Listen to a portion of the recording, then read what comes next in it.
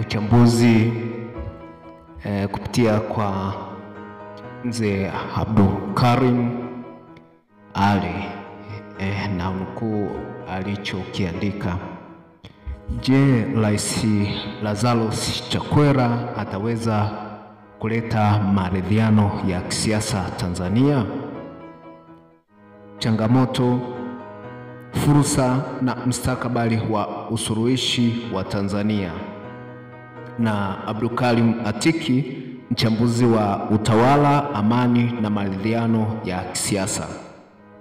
Tanzania kwa muda imekuwa ikishuhudia mjadala mpana kuhusu umuhimu wa maridhiano ya kisiasa kufuatia tofauti za kisera, malalamiko ya uwajibikaji katika matukio ya dhoruba za usalama na kilio cha baadhi ya wadau kuhusu uchaguzi huru wa matukio ya majeraha na vifo. Katika mazingira hayo, uteuzi wa rais mstaafu wa Malawi Dr. Lazarus Chakwera kama msuluhishi maalum wa mazungumzo ya kisiasa unaonekana kuwa hatua muhimu ya kitaifa katika kutafuta majawabu ya taifa. Hata hivyo, swali kuu linabaki: je, Chakwera anaweza kuunganisha serikali, vyama vya siasa, viongozi wa dini, mashirika ya kiraia na familia za waathirika katika meza moja ya mazungumzo yenye matokeo? Nafasi ya Chakwera katika diplomasia ya maridhiano. Kihistoria, Afrika imewahi kuona mafanikio ya majadiliano yakiongozwa na viongozi wa nje.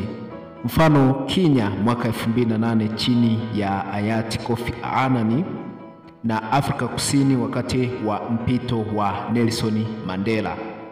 Chakwera anaingia Tanzania kama kiongozi mwenye mchanganyiko wa sifa: mwanasiasa, msomi wa teolojia na mtu wa maadili ya kifikra. Hii inaweza kumsaidia kujenga lugha ya imani, busara na matumaini, hususani kwa wadau wa dini kama TEC na CCT, na pia kufanya mazungumzo ya kisiasa yakae kwenye msingi wa maadili kuliko ushindani wa kauli. Changamoto kuu anazokabiliana nazo: ya kwanza, kukosekana kwa imani ya pamoja, yani mutual trust deficit.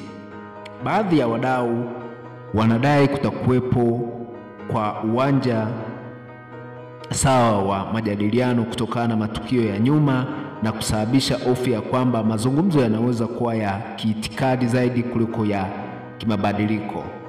Pili, madai ya uchunguzi huru na uwajibikaji wa vyombo vya usalama. Hoja ya uchunguzi huru wa matukio ya vifo na majeraha imekuwa nyeti. Bila mfumo huru, mazungumzo yanaweza kuonekana kama maongezi ya kutabasamu bila mabadiliko ya taasisi. Tatu, ushirikishwaji wa wadau kwenye mitazamo mikali. Vyama kama Chadema na baadhi ya taasisi za dini, hasa zile zenye msimamo thabiti wa maadili, zinaweza kutaka masharti ya msingi kabla ya kukaa mezani. Ili linaweza kuzua ugumu wa upatanishi kama dhamira haiko sawa. 4, mzizi wa mgogoro kutotajwa hadharani. Bila kukubaliana juu ya asili ya changamoto, je, ni ya mfumo, utendaji au usimamizi, hakuna tiba sahihi itakayopatikana. Fursa zilizopo kama zatumiwa kiutaalamu. Kuweka misingi ya Truth, Justice and Reconciliation Framework, mfano ya Afrika Kusini au Rwanda post-conflict reforms.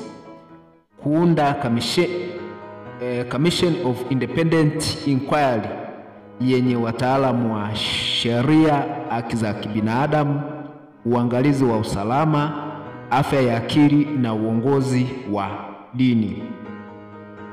kuibua sera za security, accountability and oversight reform bila kulenga mtu bali mfumo.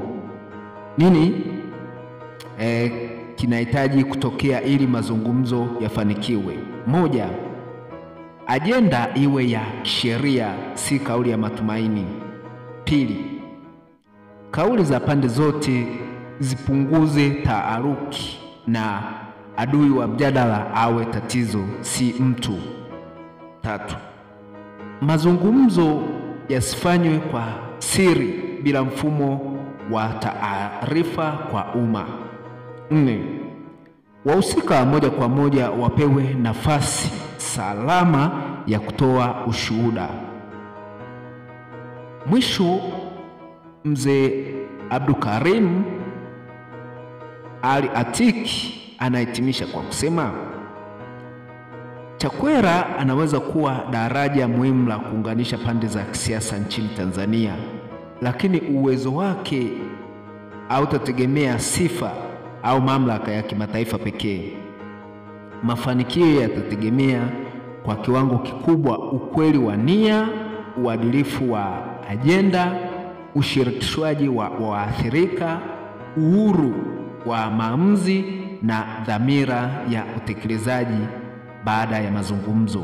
Katika dunia ya leo, maridhiano si kitendo cha kusaini karatasi, ni safari ya mabadiliko ya fikra, ujasiri na uwajibikaji. Tanzania ni taifa la amani, lakini amani ya kweli hupatikana pale tu ambapo haki imejengwa, si pale ambapo maumivu yamefichwa. Kwa heshima na taadhima na wasilisha Abdukarim Atiki, mchambuzi wa masuala ya siasa na ustawi wa jamii.